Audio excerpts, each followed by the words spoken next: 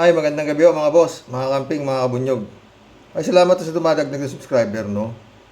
Sige pa konti-konti, okay lang yan. Ha? Magbigay ho tayo ng reaksyon dito. Sa byuda ni ex-PCSO Board Secretary Barayuga. Nagpasalamat sa reopening ng investigasyon. 23 hours ago ito at merong 17,000 views. Nagpasalamat ang byuda ni dating PCSO Board Secretary Wesley Barayuga. Ngayong binuksan muli ang investigasyon sa pagpatay sa kanyang mister. Paniwala naman ng isang kongresista na gamit ang drug war laban sa mga kalaban sa politika ng Administrasyong Duterte. Nakatutok si Jonathan Andal. 4 na taon matapos ang pananambang kay dating PCSO Board Secretary Wesley Barayuga, nabuhayan ng loob ang kanyang pamilya na uusad na ang kaso. Nagpapasalamat ang kanyang misis sa mga testigo at sa Quad Committee ng Kamara na 4 na taon mga friend, ha? Tignan ninyo, no? Pag gumalaw ang kamay ng Panginoon, ang tadhana, sino mag-aakala, no? Na itong kaso na to ni General Barayuga marireopen after 4 years, di ba? Tuloy po natin. na nag-iimbestiga sa posibleng koneksyon ng pogo, illegal na droga, umunoy extrajudicial killings at human rights violations noong administrasyon ni dating Pangulong Duterte. Paniwala niya, paraan daw ito ng Diyos para mabigyan ng hustisya ang kanyang asawa, lalo't iniugnay sa droga ang motibo ng pagpatay sa kanya noon. Sila Sir Leonardo na nag-utos sa amin at si Ma'am Garma po.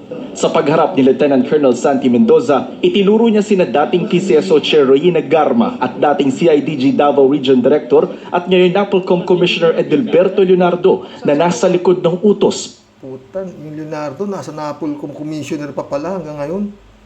Putis, kung hindi lumabas itong si Mendoza, marami pang kababalaghang gagawin yun. Tao ni Digong yun eh. Diba?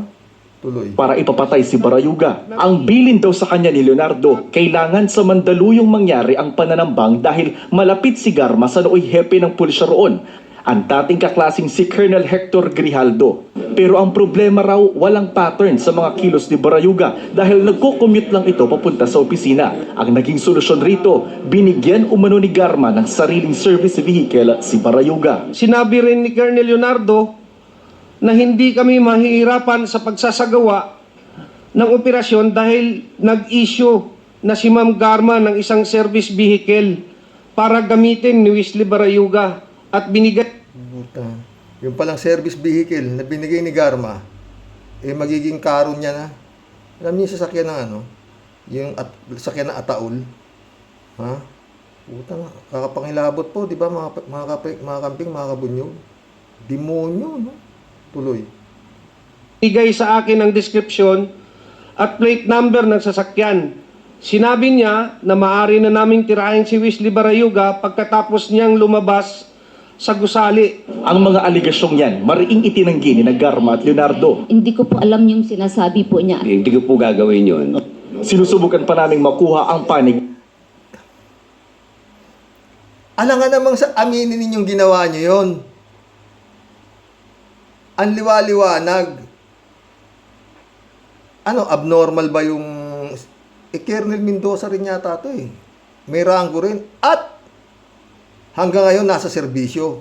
Yung umamin na sila ay napag-utusan nitong si Leonardo at saka ni Garma.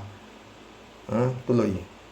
Panig ni Grijaldo. Sabi ng lead chairman ng Quad Committee na si Surigao del Norte Representative Ace Barbers, dapat sampahan na ng DOJ ng reklamong murder sina Garma at Leonardo at wag nang hintayin pang matapos ang pagtinig. Kung yung babasihan natin ay yung affidavit at saka yung testimony in an open hearing like what we have, no?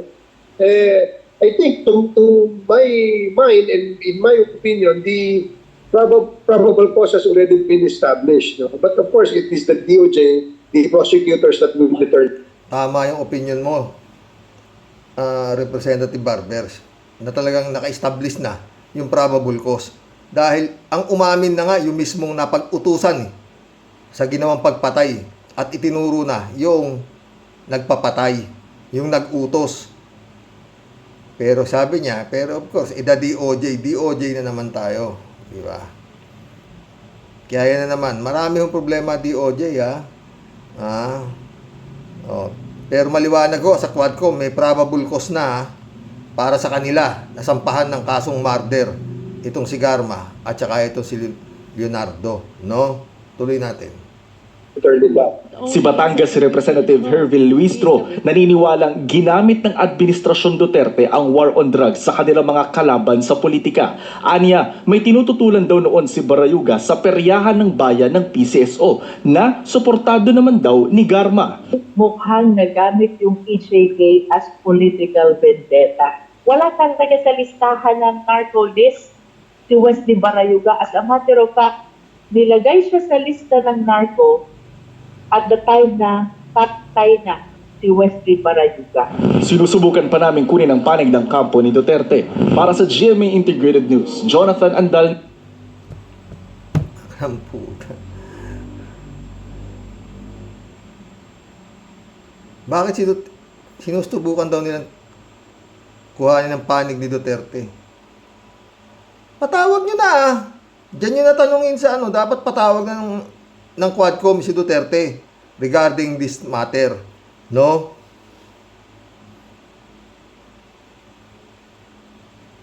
Nung patay na, nilagay na yung pangalan ni Barayuga sa listahan ng mga nasa narcolist daw para magkaroon ng tawag dito, dahilan yung kanyang pagkamatay. Puta. Pinatay na, ginawa pang drug lord. Parang ganun, di ba? Mga boss. Grabe, no? Pero sino dapat magsampa na ng murder diyan? Yung ano, yung tawag dito, yung byuda ni Barayuga. Oo, di ba? Kasi meron maliwanag na yung path di ba? Yung daan di ba? Sana makakuha niyang abogada si Attorney Claire Castro. Ang galing ng Attorney Claire Castro.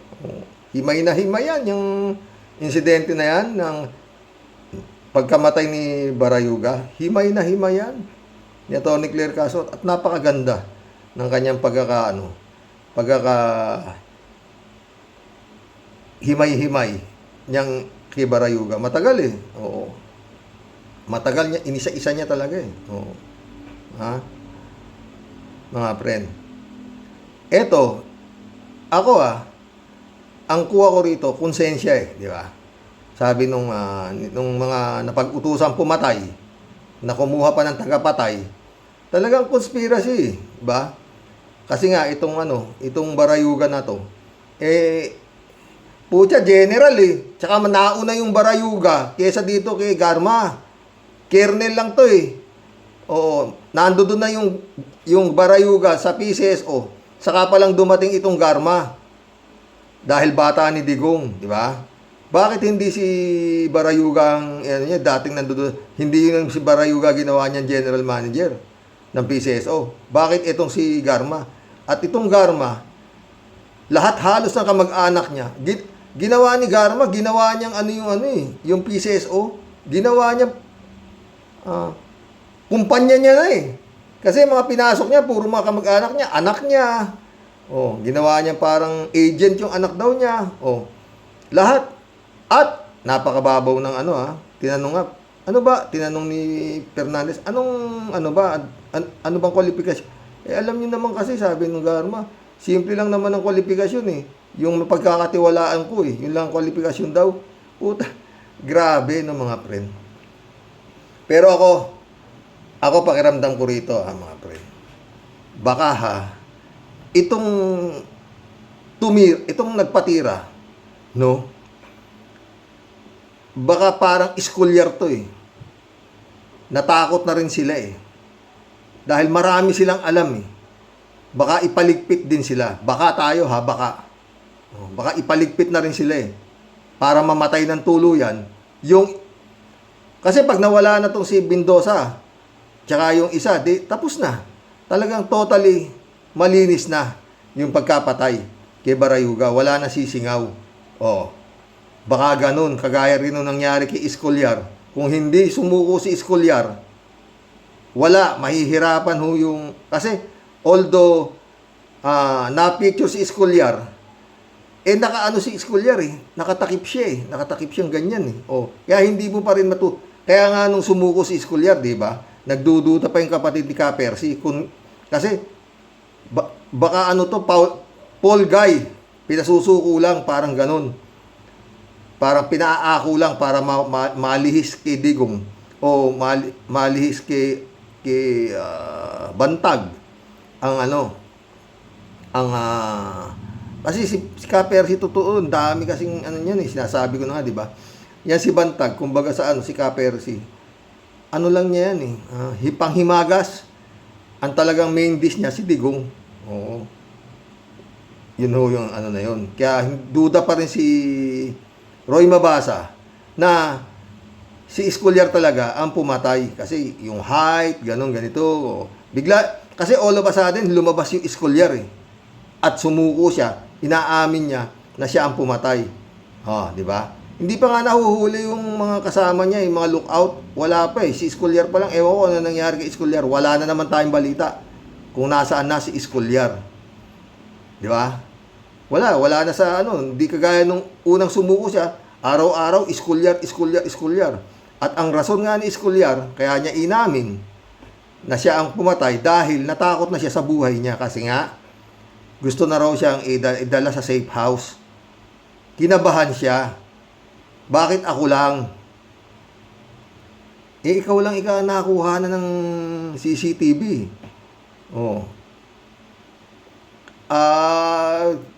Nag-isip na siya na mabuti na sumuko na ako. Mas ligtas pa ako sa loob. Then the rest is history. Nagturo na siya kung sino ang niya hanggang natumbok na nga ng ang Pumlano si Bantag.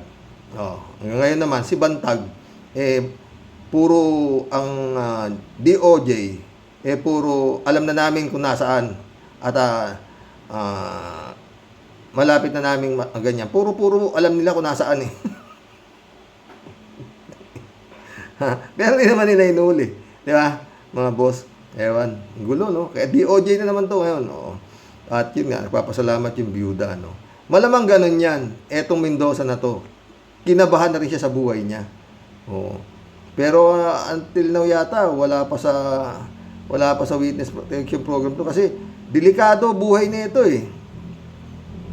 Kasi talagang na to mga friend Parang, kumbaga tong Mendoza, nakasaldak siya sa pader, hindi niya alam kung saan siya aatras Pakiramdam niya, alam niyo yung mga ganyan kasing tao na may nag-utos,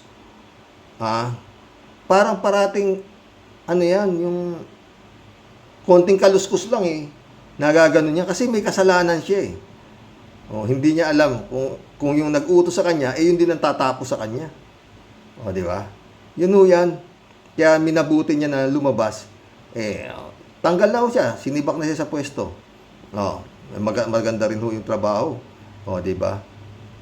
At yun nga, kung nanahimik ito, wala na Wala na hindi na marire-open yung kaso dahil wala na 4 years na all of a sudden meron yan. Pero yun nga, doon tayo sa kay Digong. Hanggang ngayon, mga bata na ni Digong, ang sabit na at saka yun nga, bakit sa dami ng itong si Garma ang inilagay ni Digong diyan sa PCSO na yan. Di ba? Hindi porky chicks niya yan Attorney Claire, iba na sa isip ni Attorney Claire. Kasi milyon-milyon talaga ang kikitain na niyan Kasi nga ang hawak nitong itong PCSO na to sa buong Pilipinas. Yung tinatawag na small town lottery. In English lang po yung weteng. Small town. Hindi po small yan. Buong Pilipinas po yan. At ngayon po ang kombinasyon dati ang weteng ang kombinasyon hanggang 37 numbers lang, 37 digits. Ngayon yata mahigit 40 na ang kombinasyon niyang tinatawag na small town lottery. At mas maliit ho ang tatamaan ngayon, hindi kagaya nung panahon ng weteng, malaki ho ang tinatamaan. Ba't hindi ko alam? Nagtatanong-tanong ako dito. May mga kobrador din. Yung misis ko, mahilig magtataya niyan. Pa 5 piso. 5 piso. Ang taya-taya ng asawa ko, natutuwa lang siya. Kung minsan naman daw, nakakatsamba naman, malayo. Sabi ko nga sa asawa ko, giga, ako sa kanya, mamaya Hindi pa, sabi niya, libangan ko lang. Kako, kaysa tinataya mo dyan, wala kang napanalo dyan. Alam niyo ba ang kombinasyon ng 40 digits? Dalawa lang mananalo dyan eh. Oo. Magkukwenta po kayo, mag-uumpisa kayo sa Pompiang 1.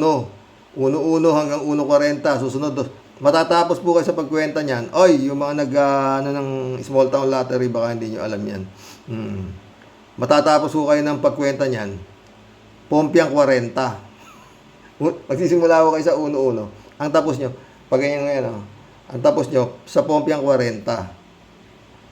Kaya pinakamadali, kukumputin niyo yan, 40 plus 39 plus 38 plus 37 hanggang plus 1. Bilangin nyo ho lahat yung kombinasyon na yan. Tayan nyo man ho lahat yan. Talo pa rin kayo. Kaya, picking apples po yan. Parang namumulot ho ng pera. Oo. Meron hong mga lumalabas na dinadayad, baka pinipix yung lalabas yan. Hindi ho totoo yun. Hindi ho totoo yun. Legal po yung ano niyan, legal. Yun, ang nakakatakot, yun hong loto. Yun hong ang pwedeng manipulahin. Kasi magpapalabas ka lang ng winning ticket eh. Kasi walang tumatama, di ba? Kuminsan umaabot na ng more than 1 month, walang tumatama, oh. Gasinong mag-imprenta ka ng winning ticket. Oh, may tumama ka. Basurero. Ayaw magpakilala. Natatakot sa kanyang buhay. Oh, ganun kasimple. Oo, napakahirap kung tamaan niya yung loto na sinasabi. Oo, totoo yan. Ay, nako mga boss. Kaya nga ako, ni piso, hindi ako tumataya niyang sabi na yan, na small town lottery, hindi ho, wala akong ano-ano yan. Talagang para ka namumulot ng pera niya. Kaya nga ho, yun nga, napaka niya, pag nakakuha ka ng franchise niyan, magkano halaga doon sa nagbigay sa iyo ng prangkisa para makapag-operate ka sa iyong lugar ng small town lottery. O, diba? Yun o yan. Para hong namumulot ng pera yan. Yun o ang katotohanan yan. Balik ho tayo dito kay Garma. Talagang ang Panginoon pag gumalaw. Yan o yan. Ako yun ang kutob ko dyan. Natakot na siya sa kanyang buhay. Pwede rin nga sinasabi niya na siya ay nakonsensya. Oo, pero para sa akin hindi. Pwede na rin yung nakonsensya, ganun. Parang Las Cañas din siya. Las Cañas at Mutabato. Lumabas sila. Yun nga, siguro rin naramdaman nila na baka iligpit na sila ng sindikato. Sindikato yan eh.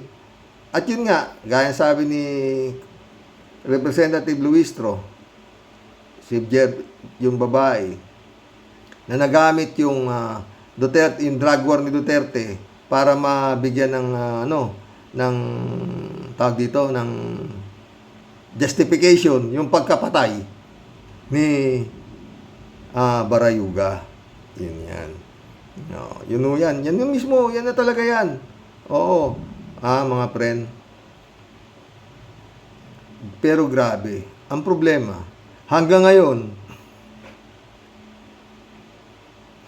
respetado pa rin yung utak niyan. Oo, si Digong. Labas naman si Bongo. Wala ako ikang kinalaman dyan. Oo. Okay nga. Puro sila. Ang gagaling ho ng mga taga Davao eh. Mag-poker face. Oo. Pare-pareho naman sila, diba? Tanong, ay wala. Hindi ho. Nagsisinungaling pa rin daw yung Bindosa. Yung pumatay na naman doon sa mismong pumatay at nagpapatay, tinuturo na naman si Garma saka si itong Leonardo. Hindi na naman. Pero yun nga, sabi ni Barbers, talagang lahat ng probable cause, pwede na sampahan ng murder to. Kaso hindi naman daw korte nga, etong Quadcom na to, kaya iaano nila sa Department of Justice. Oh. Nako, Panginoon. Pero sana, maano na, no? God moves in a very mysterious way talaga. No? Yun hong mga namatay na 34 na sabungero. Hanggang ngayon, hindi ko, dapat yun ay kinuntin ko pa eh. Sama ko eh. Pero yung hanggang ngayon, wala pa rin hong wala pa ho hanggang ngayon. Walang puro, wala hong kaliwaliwanag doon sa mga namatayan. 34 po yun. Oh. Napagbintangan lang na sila ay nandaraya sa sabong. No, ganun lang. Oh. Grabe yung panahon ni Digong ng mga boss. Putres, pag talaga ho itong mga tauhan ni Digong diniinan, ewan ko lang kung saan sila pupulutin, no? Lahat no? General Torre, CIDG, ang hahawak nito. Ang panahon ni Digong, no? Mga PMAyer, pinapapatay lang ng mga kernel ng PMPA.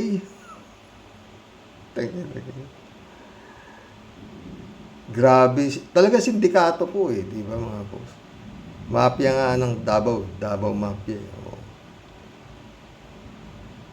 Pero di natin alam kung hanggang saan pa yan. Oo. Kasi nga marami pa rin galamay si Digong na nakapwesto mismo sa gobyerno. Mantakimel Leonardo, nasa pa?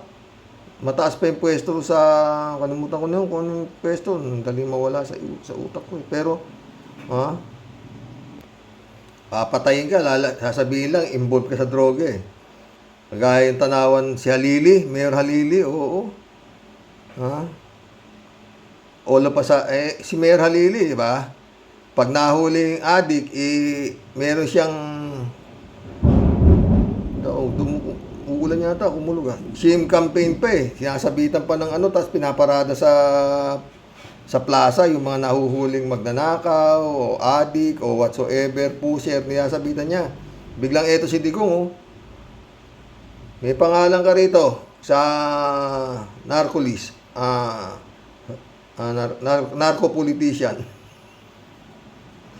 Sabi ni Halili, magbigay ka ng ebidensya. Diyan sa wala akong yan dahil yun nga parang si Mabilog, ganun din ang ginawa. Kaya lang si Halili, na-sharpshooter Ewan ko ano nangyari doon. Di ba? Flag ceremony, isang putok lang.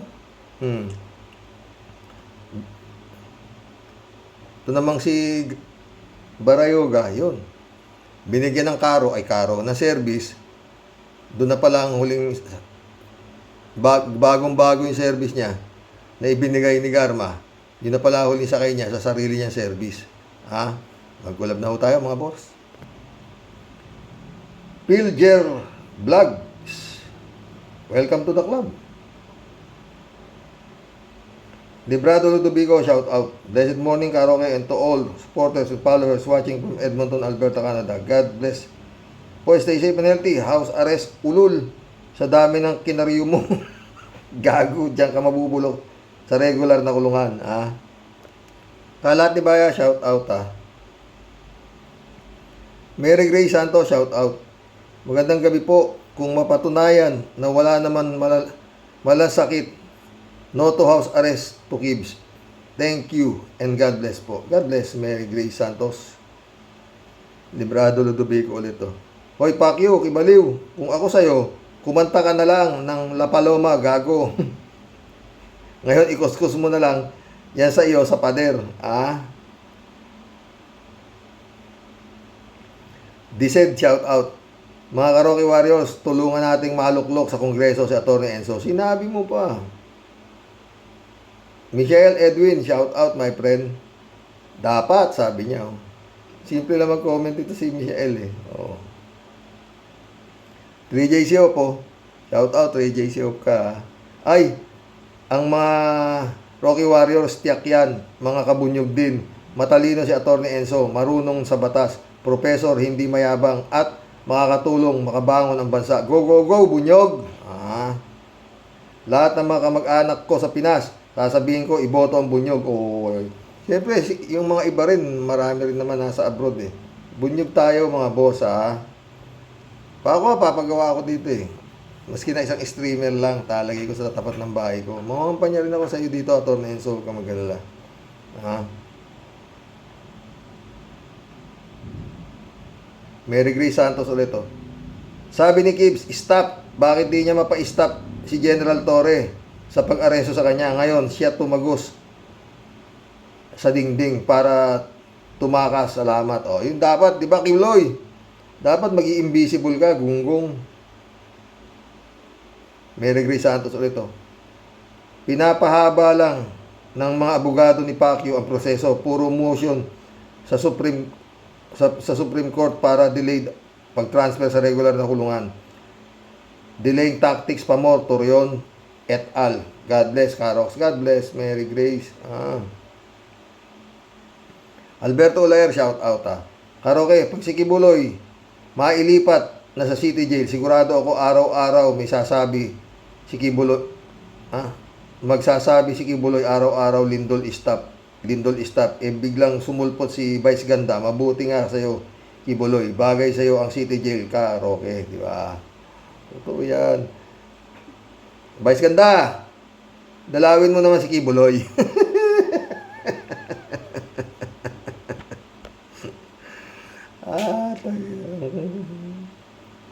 Erlinda Aquino, shout out. Kuya, akala ko ba sabi ni Trillanes noong July lalabas na. Natapos na ang July, sabi August, matapos August, September. Ano ba, kailan ba talaga? Kaya mga dutae, namamayagpag, lalo na si Bato, at sila Shiminit, Pusit, at no comment, tulot. Hintay ka lang, Linda, sabi, itong taon na to babagsak na yung, Jokiano, shout out. Sa mental hospital dapat ikulong yan. Totoo. Erlinda Aquino ulit Si Baklang Buranding, hindi yan matatakot madisbar dahil marami na siyang pera. Totoo yun. Johnny Bigod, shout out. Ang problema, hindi niya maipaliwanag kung saan nanggaling. Kaya Johnny Bigod ulit Gandang gabi, Karoke. Langya ng rape tapos hihingi na special treatment, house arrest. Dapat dyan sa Muntinlupa o sa city jail para maranasan niya rin ma-rape o magulpi man lang. Totoo yan, Johnny Bigod. Pero hindi yan gagalawin, Johnny. Maraming kwarta Mayor ang labas ng hype na yan. David Alin Mendoza ulit Ay, shout out sa'yo ha. Hello po, Karox. Nakakatawa naman po yung mga abugago ni Gibbs. Humihirit pa ng house o hospital arrest at doon pa sa Davao ha. Palagay ko po ay may ino-offer na under the table yan si Gibbs sa may hawak ng kaso na yan. Pero alam na this, kapag napagbigyan ang kahilingan yan, ayawan na talaga, Karox. Sinabi mo pa. David Alin, Raul Villanada, shout out ha. Greetings, Kuya Rox, at sa inyo may bahay. God bless you always. God bless, Raul. Raul din, Tanong talaga, bang puro pang inidoro ang kandidato natatalo sa matitinong kandidato, abay puro smart magic product ito. Totoo. Raul ulit Yan ang gusto nila Kibulok na house arrest. Malabo yan. Dahil kung ganun lahat ang preso, ipapa-house at hospital arrest na lang, yung mga lang biglang liwanag ang mga kulungan. Tulad. Michelle ulit At sisikip ang mga ospital.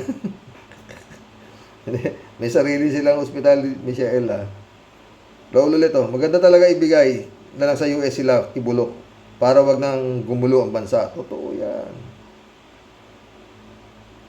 Friend Shervin Sapeda, shout out. Christy Ansen, July 7 Alcantara, shout out sa inyo mga friend Friend Amy Bingson, Dolor Garcia, shout out Eman Escalona, shout out sa inyo dyan. Sabi ni Impong Basyang. Impong Basyang, Team Tia Deli, bumabati po ng mapagpalang buhay po sa iyo, Sir Rox. At sa buong Team Rocky Warriors the Great. Sa topic mo po today, Sir Rox, walang kamatayang Kibulok. Bye. Talagang malulupit po yung mga kanyang mga tagapagtanggol ng kalawakan. di ko po alam talaga, Sir Rox. Para saan po ba sila talagang nabubuhay sa mundo? Ang pera po talaga iba ang pagkaway sa mga taong balok po ang mga pag-iisip na wala pong takot at respeto sa tunay na Diyos po nating lumikha. Masyado pong natatakpan ng pagkagahaman po sa kikitain at mapapala nilang salapi kay Kibulok. Kaysa sila ay pumanig sa mga taong inabuso at inargabyado ng kanilang Panginoon. Pare-pareho lang po sila, Sir Rox. Dapat po talaga sa kanila ibasibas lahat sa kumunoy ng apoy. Totoo yun. Mga lecheng yawa. At bakit naman po dapat payagan ang kanilang special request, aber? At sino yung si Kibulok para paboran po ng korte, aber? Sige nga, magsuot ka na kaya, Kibulok, ng brace sa liig, brace sa paa. Gayahin mo si Madam Bansot. Walang maisip na palusot. Nagsakit-sakitan ang yawang duwende. Ayan, at mas malakas pa sa kalabaw. Totoo. Umahataw. Ayaw lumayas-layas sa pwesto. Gusto lagi siyang kasali. Totoo. Ang kinakampihan, ang mga dutae. Lakas ng tama, wala akong masabi. Gigil na gigil maging presidente. Jesus Mariosep, tigilan mo na kami. Puro ka na lang dada. Grabe ka sa arte. Gising na ang bayan. Ayaw na sa'yo, ate. Kahit pang barangay, di ka na rin pwede. Doon ka na sa inyong baluarte. Patuka sa ahas, mas makakabuti. Totoo yan. Tawa-tawa si Tia Delio.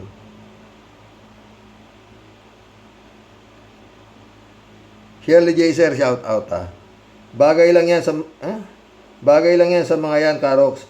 Yan ang inaabangan natin matagal na. Namakulong silang lahat. Naawa ba sila sa mga naging biktima nila? Hindi naman, di ba? Kapal mukha ng mga yan. Butuhan na naman, Karox. Ninenervyos naman ako. Parehas tayo, Shirley J. Sir ka.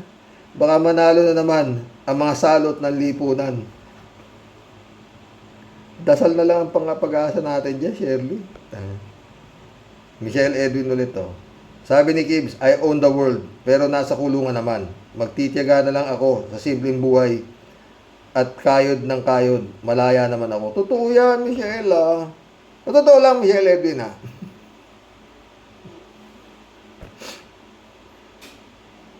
Bigyan man ako ng milyon ni Kibulog sa oras na to. Palit kami ng pwesto. Sasabihin ko, ulul sa'yo na yan.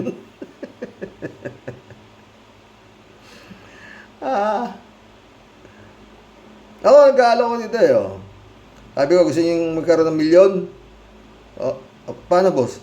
Papalit kay Kibulog doon sa kulungan. Di na, sabi nila. Magbibilad na lang kami ng mais. Al-Ulalia, shout out Malapit na November, sana mag-request ng extradition ng US ng mas maaga para sa trip niya sa US. Good day, Sir Rox, at sa mga warriors. God bless. God bless, Al-Ulalia. Elizabeth Iscario, shout out Good evening, Sir Rox. Ano daw sabi ng kampo ni Kibaliw na mag-house arrest daw siya sa hospital arrest? Ano siya, espesyal na tao? Isa siya sa pinakamasamang tao na sa balatang lupa. Yun nga. Dapat nga ilipat na yan General Torre. Ano ba? Pinahirapan kanya ngayon tapos sarap buhay yan. Nandiyan lang yan. Solo kwarto. Nakakahiya naman yan. Dapat nga dyan itapon na sa burak na puno ng etyas na tao, ng tao. Diyan siya bagay, demonyo ang taong yan. Sunugin ang buhay, di ba, Sir Rox? Sige nga, totoo yan. Sang-ayon ako sa iyo dyan. Anong sunugin ang buhay? Dapat yan, binublutor siyang hayop na yun. Yung lilitsunin, parang baboy. Ang inang Kibulog yan. Elizabeth Iscari ulit Sir Rox, dapat lang maparusahan ang mga yan sa kahayupan pinagagawa nila. Alagad ni Digong, kaya naniniwala ako. Same feather, flock together. Karma is real. Totoo yan, Elizabeth. Edgar Sarmiento, shout out. Tuloy ang laban mga kabunyog. Totoo yan, Edgar. Marilo Pabianak, shout out Good day po tayo at sa lahat ng mga ka-warriors. Masyado talagang feeling VIP itong si Fake Pastor. Sa dami ng nagawa mong pang-api sa mga kawawang member mo, eto ka ngayon at tila gusto mo pa rin maramdaman ang pagiging entitled. Pero sorry na lang kasi yung ibinigay sa iyong pagkakataon ng Panginoon, di mo ginamit sa maayos. Ang lahat, nauna ang sarap at ginhawa sa buhay mo. Pero this time, need mong pagbayaran ang lahat ng iyong karumaldumal na krimen. Makamit nawa nila ang katarungan. Amin. God bless po tayo at sa mga warriors. God bless, Marilo Castro. Cassandra Daisy, shout out Isang buwan na lang, kakasa na ang jury system para hugasan na si Kibs Manyakis. Kailan pa patatawag sa Senado to si Kibs? Senadora Risa Ontiveros, ha? Tao ang husga dyan. Ha? Tao ang husga ka dyan sa ibang bansa. Kaya iboto natin si Toto Kausing sa Senado. Gayahin natin ang Amerika, Europe, Hong Kong, Japan at ibang tao ang husga sa jury system guided by judges sa mga rules. Totoo yan, Cassandra. 3J po. Rox, dapat din bigyan ng house arrest yung mga nakakulong na may edad na, iba na rin sa Sigoo, Kasiong. Kawawa naman sila. Di sanay sa mainit na kulungan. Mayayaman mga yan. Baka makagat ng lamok. Naku, sayang ang kutis. Oy, may kumakalat na nabata pa na. Anak daw ni Willie Ong itong si sa Incheck, yan si Cassandra Leong. Kukuntin ko sana Takin mo, anak daw ni Willie Ong doon sa Incheck. Bago siya nag-asawa pala, may nayari si Willie Ong na Chinese, nabuntis daw at yan ang naging anak, yan si Cassandra Leong. PJ Show ulit Natatandaan mo, Xerox, yung matandang lalaki siguro, mga 70 years old na rin ata, na nagnakaw ng mangga. Oo, agad-agad nakulong. Si Kibs, ilang taon na rin ba? Pero kailangang i-house arrest in your dreams, Kibs. Alam mo, 3J Shop ka. Yung mga abugago ni Kribulog, mahilig ding managinip ng gising. Ay, abogado. 3J Shop ulit. Teka, Xerox, ba't biglang may sakit si Kibs? Kung mo nakakulong, may sakit na agad. Di nangangano nila. Di ba pwedeng nag-a-adjust lang ng katawan sa kulungan? Kaya, kayo naman, pag basketballin sa court ng kulungan para may tatag ang katawan. Huwag naman kasi puro galunggong ang ulam. Bigyan nyo na rin ng bagoong na walang special treatment sa kulungan. Totoo. Pero, alam mo, 3J Shop ka. Umaasa ako yan. Kakanta ng La Paloma Blanca yung hype na yan. Maraming alam yan. Ang problema dyan, baka magturo yung gago na yan ng mga opisyal ng gobyerno, nabigyan niya ng mga pastoral. Yun ang mabigat. Ayaw nyo akong tulungan dito bubulgar ko kayo na kinabang din kayo sa mga pastoral ko, patay tayo dyan. Tawa-tawa sila. Xerox, Davao talaga ang most requested house arrest ni Kibs.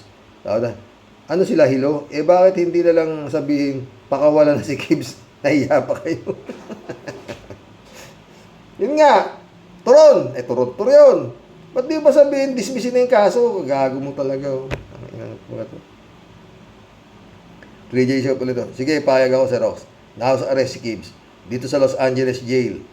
Mas maganda naman ata dito ang kulungan, sabi nila. At masarap daw ang food. Ibiyahin na yan dito sa Amerika ng mas masaya. Totoo yan. 3J Shop ulit. Xerox, di mo ba napapansin, simula nang mahuli si Kibs parang domino effect na nabulgar si Garma, nabunyag si Bongo, bumaba na ang rating ni Pusit, na prapraning na si Pulong, sila Guaping, Kasiong, at marami pa sila. Sunod-sunod silang naglalantad ng mga katiwalian. Oops, huwag kalimutan si Bato, si Diggs, magigiba rin yan. It's just a matter of time because he cannot escape the wrath of God. Totoo yan, 3J Subga. Shout out, Pastor Jun Lagon, my friend. Jeff Ramos na, shout out Oh, mission accomplished mga boss. Oh, nakapag-collab na naman tayo ha. Ay nako. Shout out, brother Eli Asisio. Arnel Castillo, shout out my friend.